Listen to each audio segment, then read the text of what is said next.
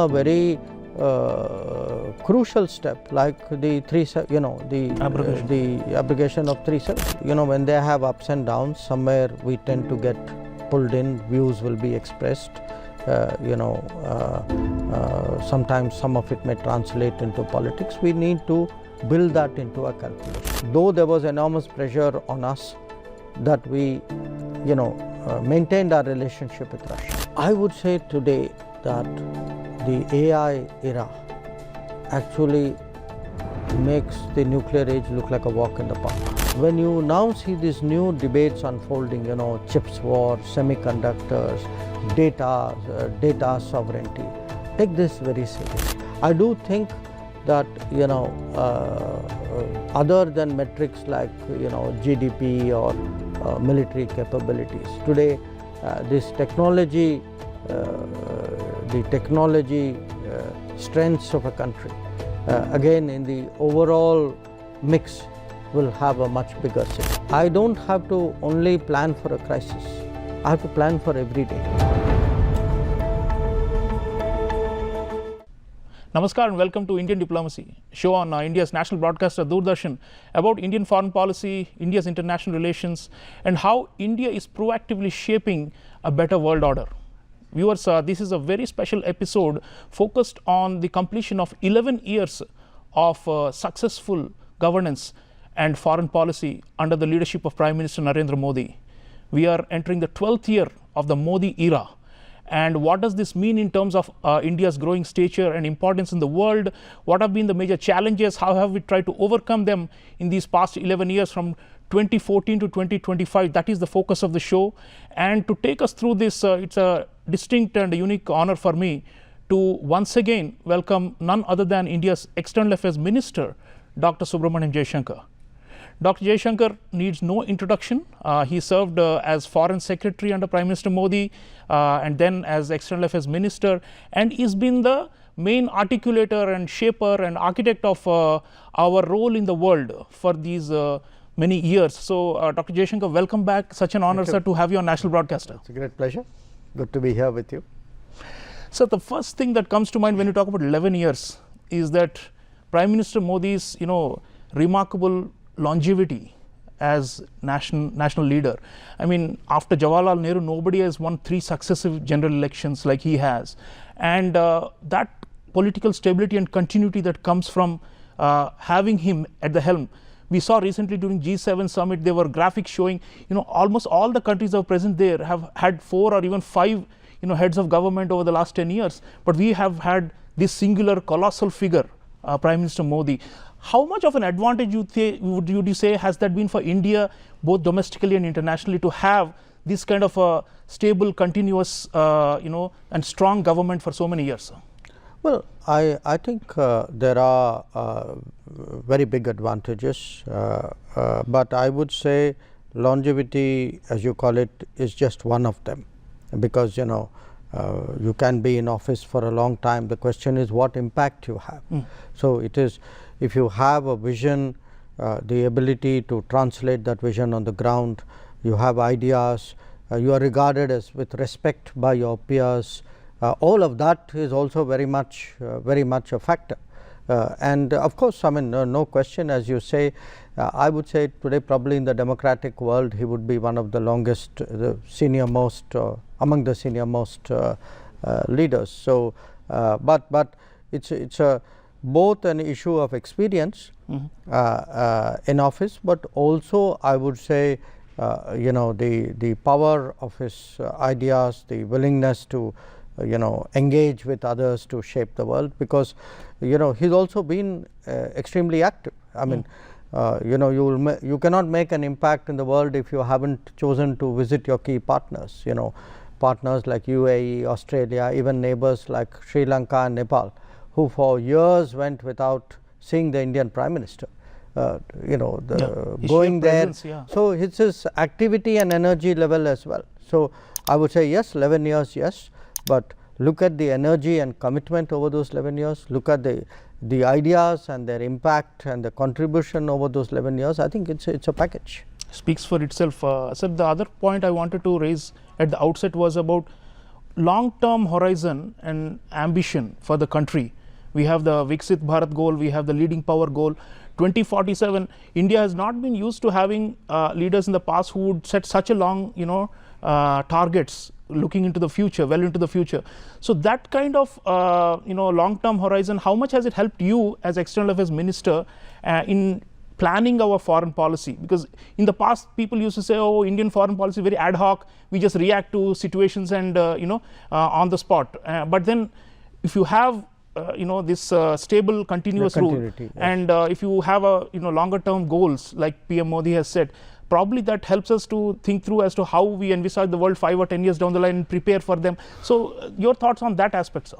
Well, yes, I mean, I think he has an ambition for the country, and in that sense he very much captures the national sentiment. I think as a nation, as a society, we are far more self-confident. We are also far more capable than in the past, and I think in many ways Prime Minister Modi captures that in his persona. But it's not just enough to have a long-term vision. You need the building blocks, you need the concepts. So if you look at this 11 years, for example, we've had a neighborhood first, where we have taken on the primary responsibility of building these deeper relationships in the neighborhood. Then you have the extended neighborhood. He's done an extraordinary reach out to the Gulf. This was a region which in many ways was neglected politically before. He has deepened with Act East, the relationship with the ASEAN. He's taken it further east into the Indo-Pacific. In fact, the concept of a Indo-Pacific itself. He has, I think, been the first Prime Minister to articulate a maritime policy through the Sagar and now Mahasagar outlook. And overall at the big picture level, he has also put forward a kind of a, use whatever word, I think multi-alignment or a very strong independent stance and the right to engage as per our national interest and not be pushed into any exclusive relationship. So these are all, I think, part of the road towards that vision. Now there are other dimensions. I described to you purely diplomatically, but there's an economic dimension, there's a diaspora dimension, there's a technology dimension. Who do we partner with? What do we get for our national development? So I would say yes, absolutely. He has given us a kind of a goal out there, to work for, but he's also charted out the pathway in many ways to get that. Right. Dr. Jaishankar, you have described the Prime Minister's style as a kind of a interactive leadership, and I would like to know, and our viewers would like to know, how much personal guidance you actually take from him, maybe not in day-to-day affairs, but in the overall direction and on big questions, grand strategy, all these things. Obviously you report to him, so to what extent you are the practitioner of the diplomacy, but he is the top political leader. So people would like to know, have there been any critical junctures or moments when maybe you were yourself not so sure, but you took his advice on which path to take or what choice to take. So viewers would like to know how External Affairs Minister works with the Prime Minister. No, I can understand that interest or curiosity, but I would put it at really two levels. One is what we spoke about, the conceptualization. How do we deal with the Gulf? How do we build these maritime relationships? How should we approach Africa? When you look at the Western world, if there is a differentiated picture, how does that work to our advantage? That's one way, one aspect of it. The other sometimes can be situations. Let me give you 2-3 practical examples. Yes. As you know, with our deepening commitment to the diaspora, we've done a lot of evacuations. Yeah. Okay. Yeah. We have one going on right now. Operation Sindoor. Operation Sindoor. But if I were to look at them, and Ganga, Operation Ganga in Ukraine was the most complex in a way, because you are evacuating while a war is going on. And what happens is he sets a goal. I mean, you have a very clear sense of what needs to be done. Okay. Like get our 22,000 people back. Then the PM is very interactive in how you plan it out. You get the resources. So if you say, well, you know, we will need this, we'll need the airlines, we'll need the Air Force, so depending on what you are asking for the people, and where necessary, you know, if I were to go to him, which actually happened in Operation Ganga, to say you need to call up a president or a prime minister because we are having a problem out there, you know, he does it. So in many, you know, his working style in a way would be set the goal, give the resources, monitor the progress, but wherever you are required to step back, but give the person who is tasked with it a lot of operational freedom. Now, I will give you a very different example. Also, you know, when the Ukraine war happened and we came under pressure in terms of our oil purchases. Right. Okay. Now, I was going out of the country. I was going initially to the US and then to Europe. And again, when I went to him for instructions, he was very clear, which was that, look, I have to protect the Indian consumer in terms of, you know, the prices at the pump. The prices at the pump. Yeah. Because it's not just prices at the pump, it's probably the biggest driver of inflation if it gets out of hand. So be very clear. I mean, this is what we need to do at home. Now you find a way of explaining it or defending it outside. So I was very clear what my mission was. Okay, fine, you know, the words, the occasion, the arguments may be mine, but I had a very clear mandate or a very clear position really to explain. Or I'll give you a third example. You know, you know, when Sri Lanka got into the very deep economic trouble. Now, again, both finance minister and I were working in tandem on that, and you know, we could see he had a very deep commitment towards you know, helping out Sri Lanka, because he realized the consequences if things really went downhill. And we were given again you know, I mention it because it was actually an extraordinarily big commitment we made to a country in such a situation. So I mention this to you because often, you know, when you have very sort of challenging situations, first of all, it's important to have clarity at the top. Then the system knows what are you working towards. For someone who's doing the diplomacy, if you you know, you don't need someone to give you the you know, dot the i's and cross the t's. You need to know where are you going, what are you doing, what is your argument or your goal. And I think that's where, so for me it's been a very comfortable working relationship, because, you know, it's now been 11 years, first as foreign secretary and now as AM, and that very interactive, and, you know, he makes himself available for that also. So wonderful. That's an eye opener for our viewers, I'm sure. Dr. Jaishankar, last 11 years we've had a lot of unavoidable national security crisis. We've just had one few months ago also with our western neighbor. And one of the things I have observed, and I have written, you've endorsed my book Crunch Time also, where I spoke that our strategic culture has shifted and has hardened.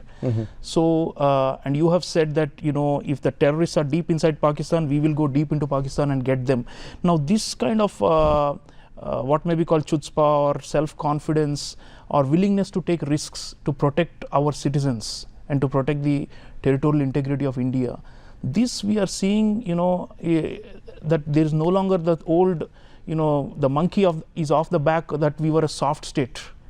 So I'd like you to reflect. You have seen this closely, the evolution of this strategic culture as has changed in the last 11 years. How come we have become so steely and so full of resolve when in the past there have been major disappointments in defending national security from previous regimes? What is this cultural shift that you have seen, and why do you think it's happened? Obviously PM, but if you'd like to tell our audiences how India became braver and a courageous nation that has regained its valor. Well, let me give you a kind of a context to what you're asking. I want you to reflect actually on the history of our relationship with Pakistan. Take 4 or 5 crucial decisions, okay, in 1948 to allow them to retain Pakistan occupied Kashmir, okay. Then you had a prolonged period where you allowed them to in a sense do a parallel nuclear program when we actually had a much earlier lead, and a lot of it was delayed decision making on the nuclear side. And finally 26/11, where one of the probably the worst terrorist assault on any city anywhere in the world was let pass unpunished, okay. Now why I am mentioning this to you is, it's not a single moment, it is a overall sense that we had decades of a policy and outlook towards Pakistan. And for many of us, I think for a lot of people of our generation, here I count ourselves, meaning we are all aware citizens at that point of time. I think Mumbai attack was in many ways a kind of a turning point. And the sentiment in this country was, look, now enough is enough, things have to change, okay. So in a way Prime Minister Modi gave them one last chance to leave the path of terrorism. Now thereafter, if you see, we've actually by Uri crossing the IB, then crossing the LOC, yes, then Balakot IB, now by Operation Sindoor striking at Muridke and Bhavalpur amongst others. What we have done is to really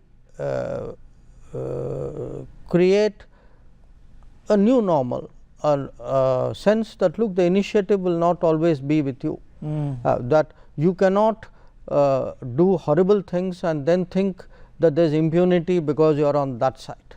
You are making them question their basic assumptions. Now that may happen when in counter-terrorism is concerned, but also I would argue in tandem a very crucial step like the abrogation of 370. So it comes as a package. You should not see this as a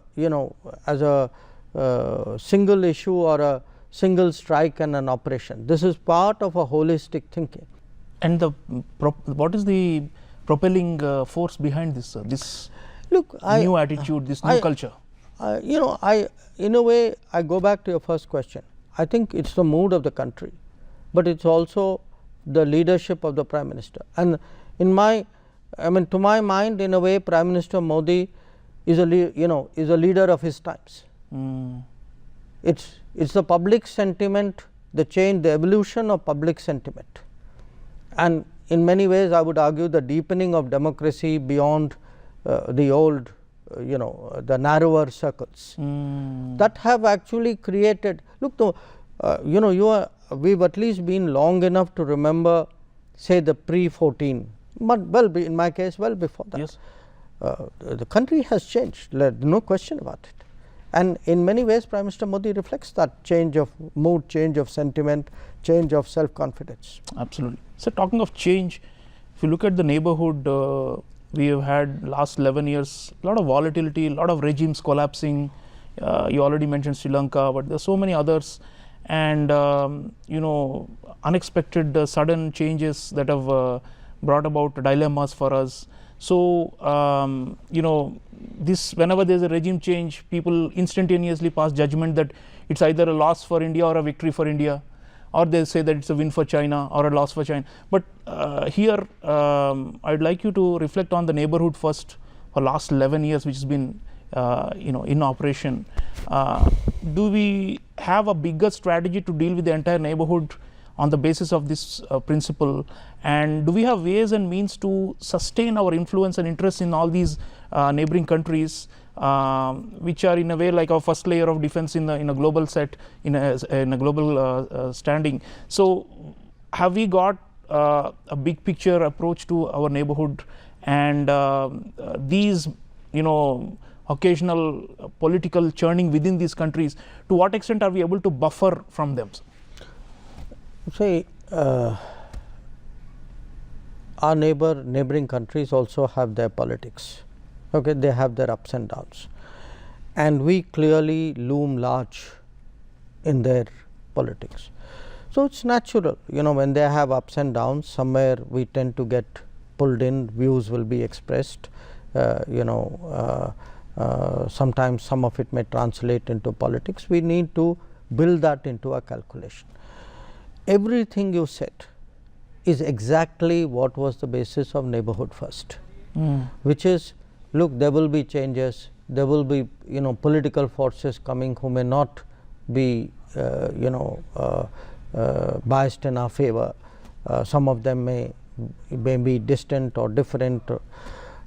So what we have tried to do is really to create a culture and a system and a collective interest, so that even if there is instability, the collective interest is stronger than those who are advocating distancing. Now it sounds very theoretical, but I want you to look at the practical examples. I spoke about Sri Lanka. Think about it today. There is a JVP government, a JVP president, and a JVP dominated parliament in Sri Lanka. Yet I was the first foreign minister to go in there. Prime Minister Modi was the first prime minister to go in there. President Desanayake came here. You look today at the state of our cooperation. And historically, JVP was supposed to be anti-India. So even Maldives, a country with which initially there were periods of difficulty in adjustment, but again once it settled down, you've seen today.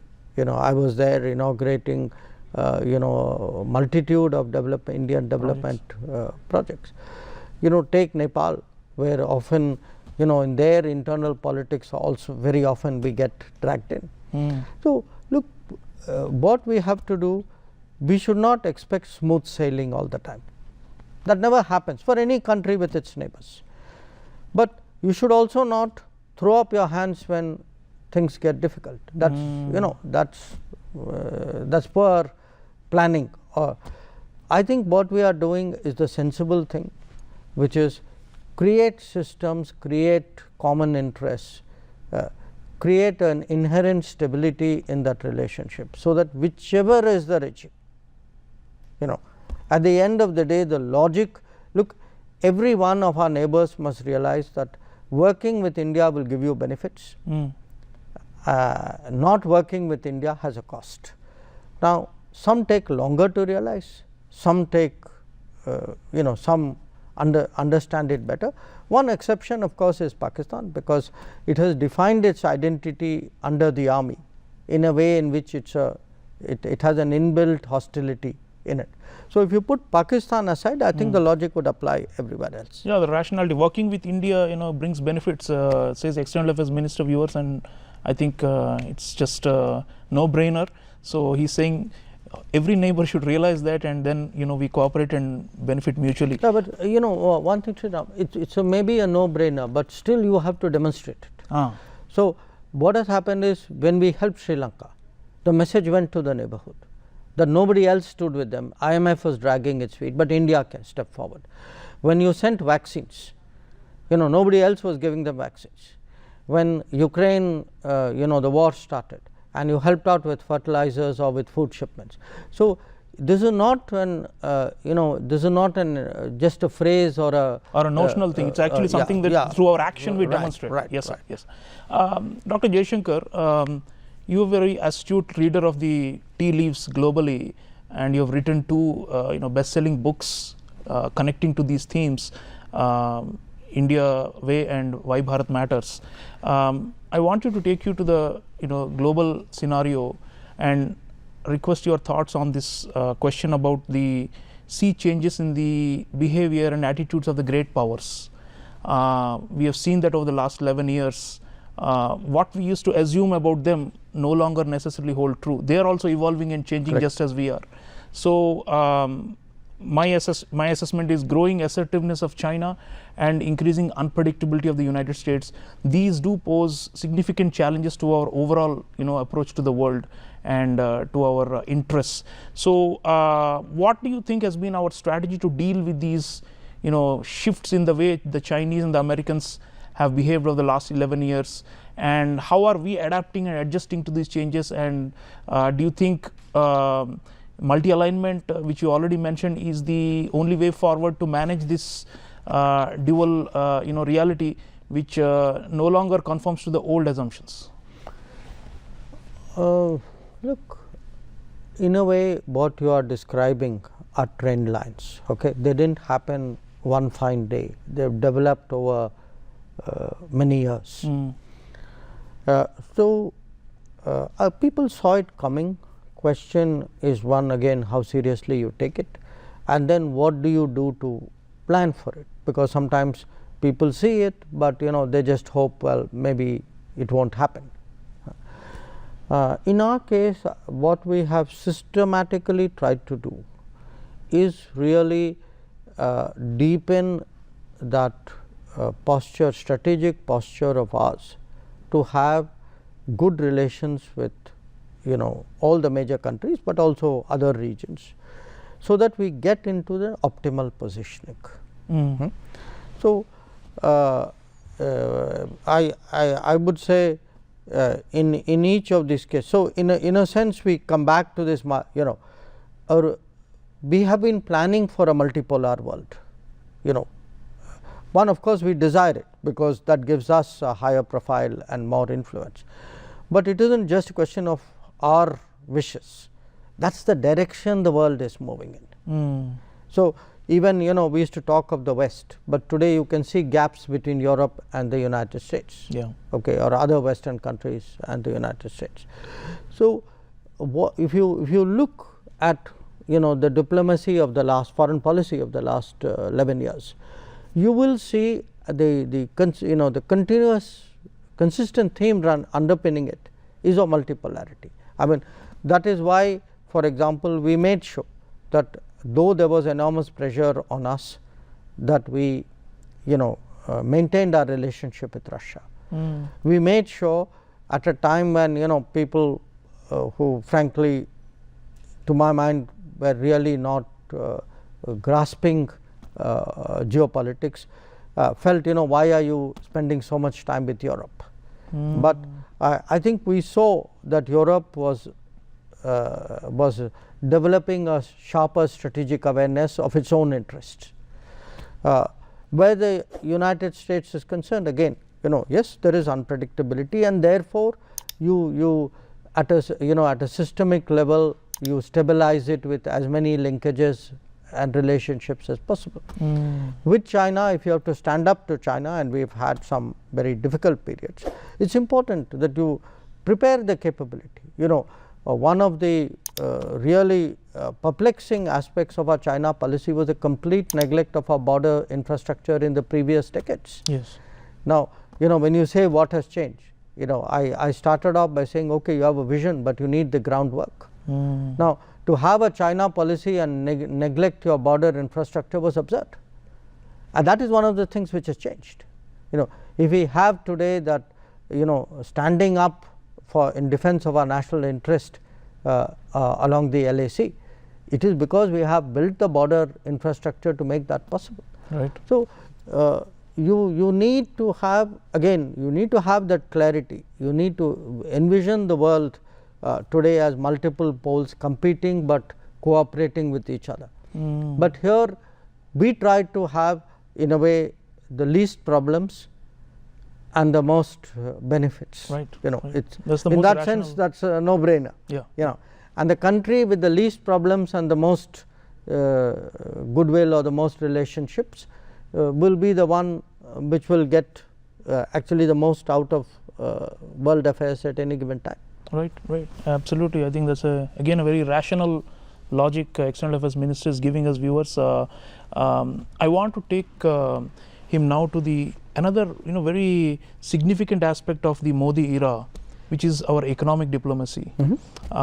You yourself, Piyush Goyal ji, our Commerce Minister, Prime Minister himself, they've actually invested a lot of time and energies wooing foreign investors. Now we are doing so many free trade agreements with so many countries. We've opened up and integrating into supply chains with trusted partners, strategic partners, all these things.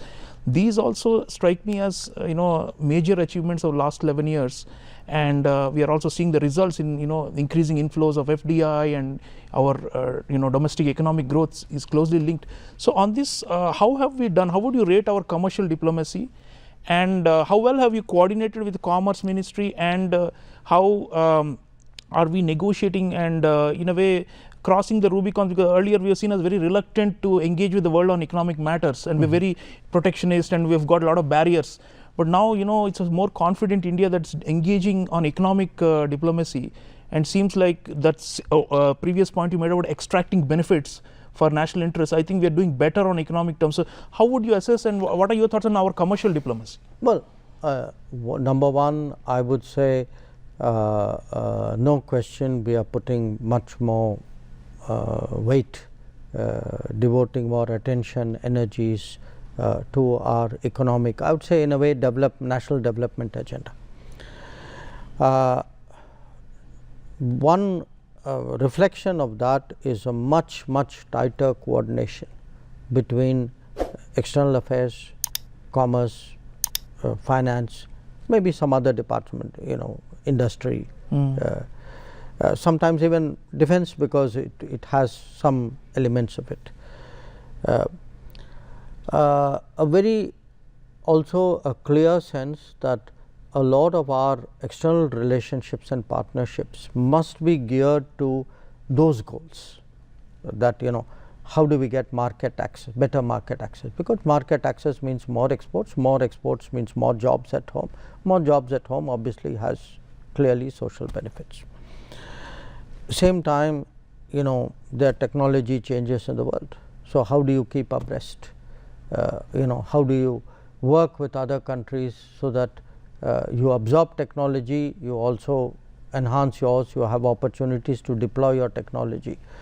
So and sometimes it's resources, you seek capital, you seek investment, and here a lot of it again is very directly inspired by the Prime Minister. I can't think, he's actually even participated at times as a particularly to push the system in meetings that we do with all our commercial representatives. So I think there's a direct kind of drive coming. So even our ambassadors, high commissioners, I believe they've got targets to achieve, and they're being asked to. Even I look as someone who started on this almost 5 decades ago, the relative importance which an ambassador or a consul general or any diplomat would actually give today has shifted.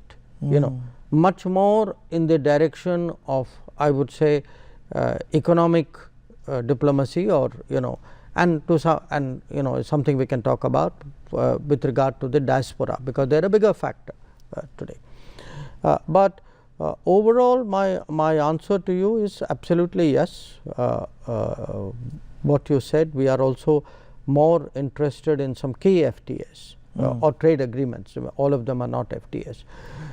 Particularly, I would single out UK, which has been more or less finalized, EU, which is in a very advanced stage of negotiations, and United States, where we have decided in principle to do a bilateral trade agreement, which is I think they've done many rounds of negotiations in the last few months. Why I mentioned those three is what had happened with our economy is in the earlier years after the economic reform, most of our trade agreements were with countries economies east of India. So what that has done in many ways, it has skewed the balance for us. Many of them are competing economies. They don't also give us the kind of market access which in fairness they should be doing. So I think it's important to make that correction towards having an understanding with the more mature markets, with the ones which are more transparent or rule bound and complementary to our. Yeah, and we've had some good significant achievements in the last 11 years. I mean, the UAE FTA is more one. Than doubled. Yeah, Australia is another. So I do think this is a space to watch. Right.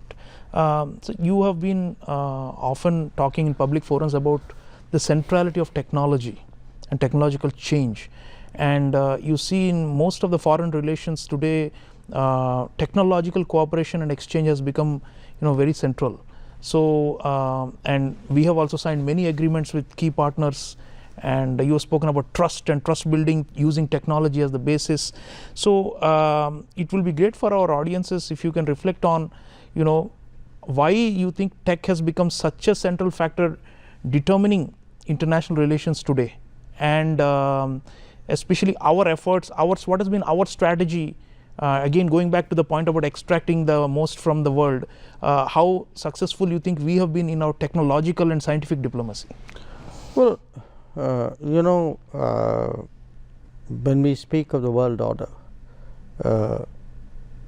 it was derived in some ways from the fact that the 5 permanent members of the Security Council all ended up as nuclear powers. They were not originally. When the UN was formed, in fact, none of them were, and each one of them acquired it.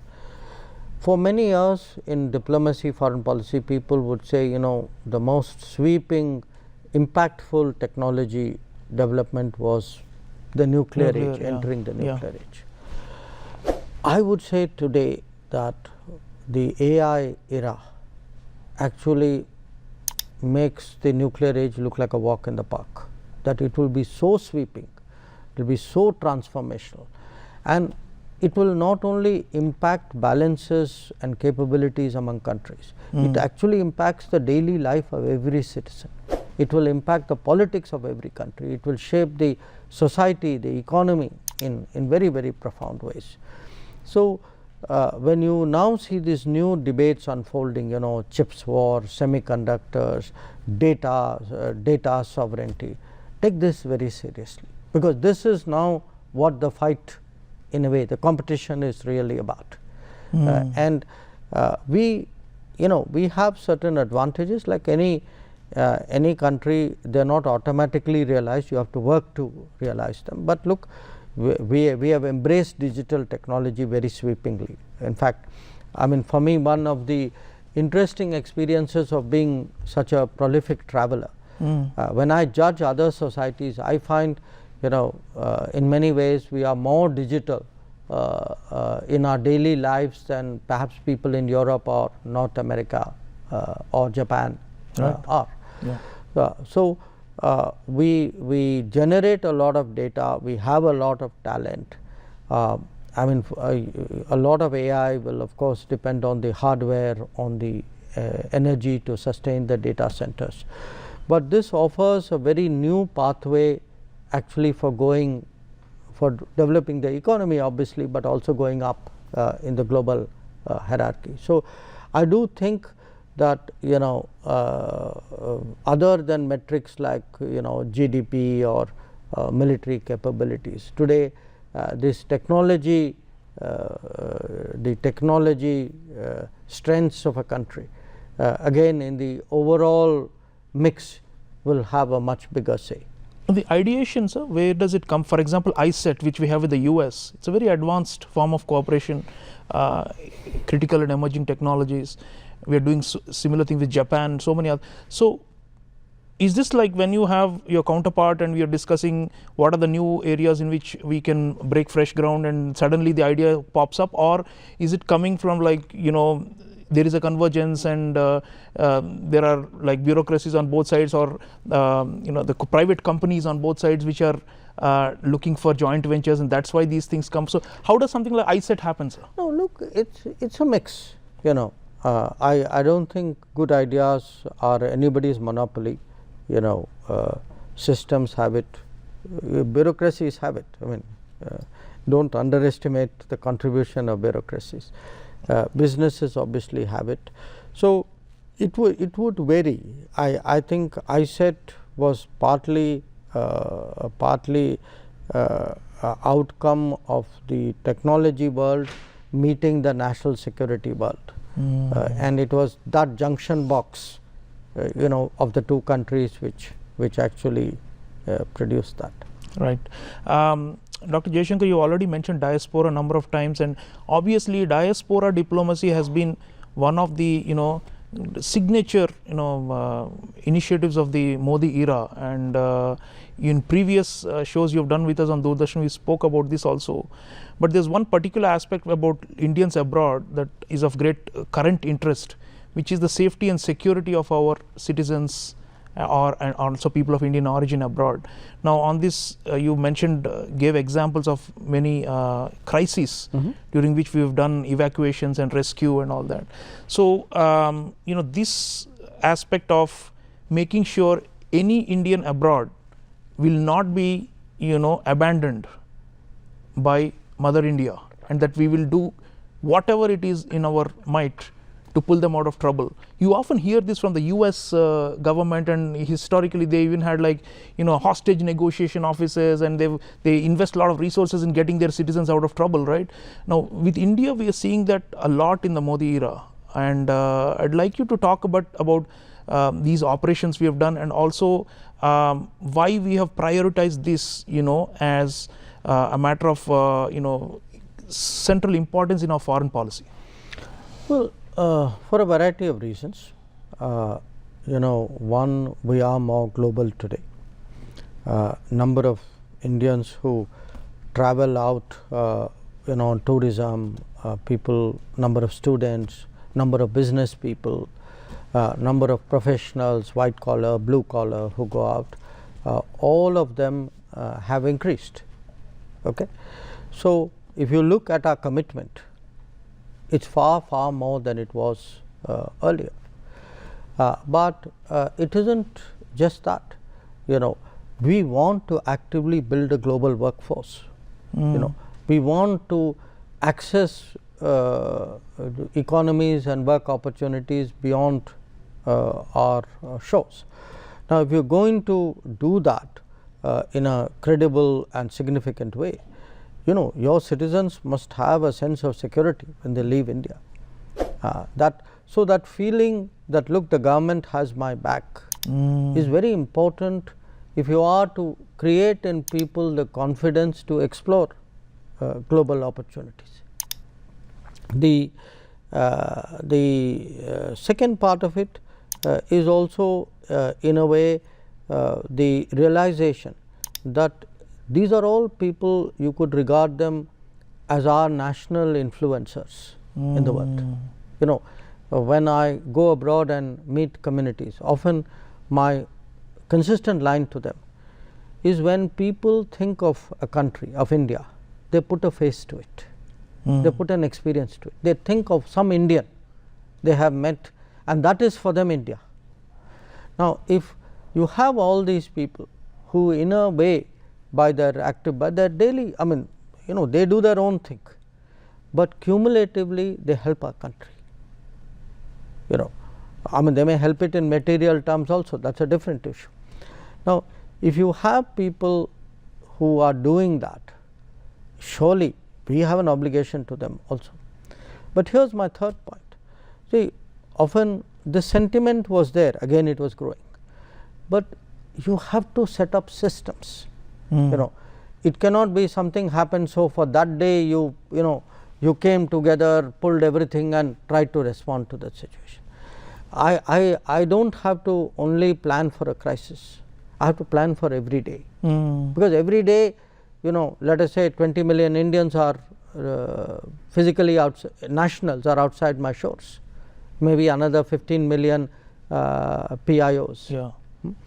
So, therefore, what it's something Prime Minister Modi got us working very early. I think even in 2015, set up a grievance system. Let there be, that's how the Mother portal came into being.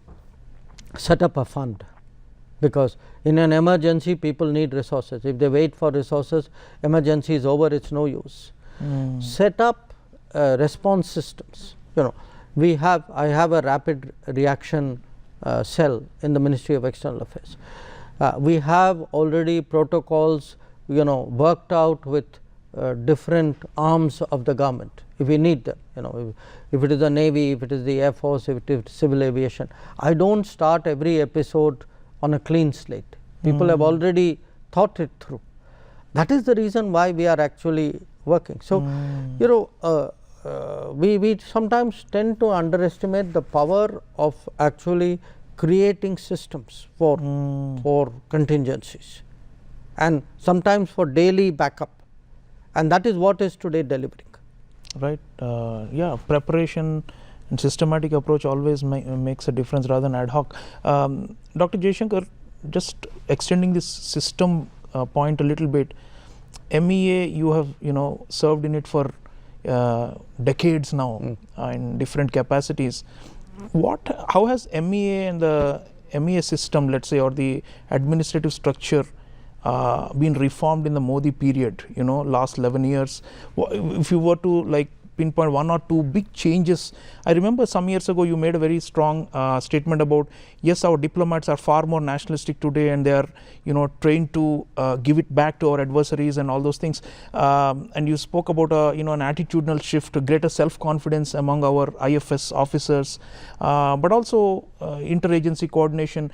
Would you like to speak about some of the administrative changes and reforms that you have undertaken or led, especially and including of course in the when you were Foreign Secretary and as External Affairs Minister, and in PM's time there's been this slogan of maximum governance, minimum government. So that maximum governance part of MEA, how would you see how have we changed? In a variety of ways. We've opened many more embassies, many more consulates, a shift to more economic, community related, technology focused. I think if you ask Indian businesses going abroad, they will almost uniformly tell you they get much more proactive support from embassies and consulates than they did earlier. In terms of our own work style, I would say we are far more rigorous. It's because as the pace quickens, as the results, you are more demanding of results, you are more tougher on performance evaluation. It has an impact over a period of time. I mean,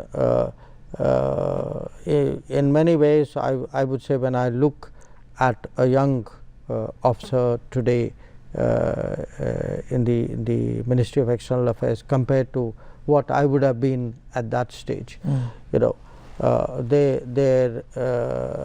both their exposure is more, their training is much more intensive. I would say language skills, there's a far greater professionalization of people. We have created more specialists, both domain specialists and area specialists.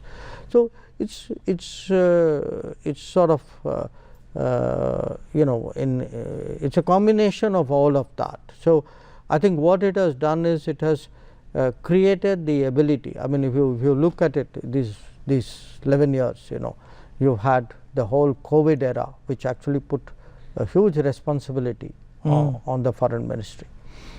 You've had a lot of these operations of various kinds. You've had very complex situations. We've had many more development projects. Today we've delivered more than 600 development projects in 78 countries across the world. So they also have to have that ability to actually now work on development projects and get things done in foreign countries in very demanding and sort of situations where not all factors are under their control. So, I would say the ability to execute complex tasks, the ability to carry greater responsibilities, that is very visible in the ministry. And the numbers are also somewhat increasing now. So the intake numbers are growing. They are growing steadily. Sure. Now, last but not least, Dr. Jaishankar, we are entering the 12th year of the Modi era, and PM in 2022, at the onset of the Amrit Kal, this great period of promise for next 25 years, he had laid out, some what he called the Panchapran, or the 5 resolutions for the country, and some of them still echo in my mind. One of which was every citizen should have a sense of duty and responsibility to the nation. He, like a teacher, he has been promoting this idea that duties and responsibilities also matter. It's not just about asserting your rights against the state. So, what are your thoughts on what should ordinary Indians do going forward? Because we have set the goals, like you said, for the Amrit Kal, but to achieve that, you need a certain set of behaviors and attitudes and values on the part of the population also. And I would request you to tell our audiences what you expect from people of India. I mean, people of India expect a lot from you, and people admire you so much, and they follow you. But what is the government's expectation from the people, and how should we unify, and how should we as a society come together to achieve these goal of leading power, for example? Do you think Indians have understood even the importance of this pursuit of Viksit Bharat, or leading power? Do you think they see value in it, any concrete benefit in it, or do you think this is just some kind of elite goal that is set by Modi Sarkar? So, I'd like you to address the people of India and what you think they should be doing to propel the state forward as it tries to go to the higher levels in the international order. Well, I think in many ways the people of India are already doing it. So, what is it they are doing? They are today far more involved in foreign affairs than they have ever been. When I travel out of Delhi, I go not just state capitals, but even to smaller towns and cities. Actually, it's very impressive, the levels of interest which people take. Now, this doesn't have to be an educational institution or a specialist group. It can be even if you go to professional organizations, if you go even to, in a sense, ordinary people, there is a certain buzz. There are a variety of reasons for it. One, because of smartphones, our awareness of the world, our ability to communicate, the gap between the world and us has decreased. Part of it, as I said, more and more people travel out. If they don't travel out, they know somebody who's traveled out, somebody in the family has traveled out. Information is coming to them in ways in which it is not. But also, I think a realization that things which happen in the world affect us. That war happens in Ukraine, but your petrol price can go up. Or, pandemic starts somewhere else, say it comes home to impact your health. So, or even national security crisis, the threat of terrorism, for example.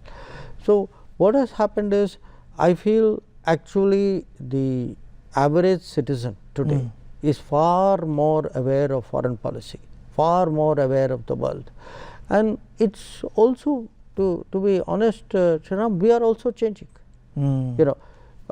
People have much greater confidence, a strong sense of pride. People want to see India do well, and if they so its awareness of the world is paralleled with a feeling that I must look, I must be respected in the world, I must look good in the world, I have interests in the world, all of which that aspirational India is rising to the fore.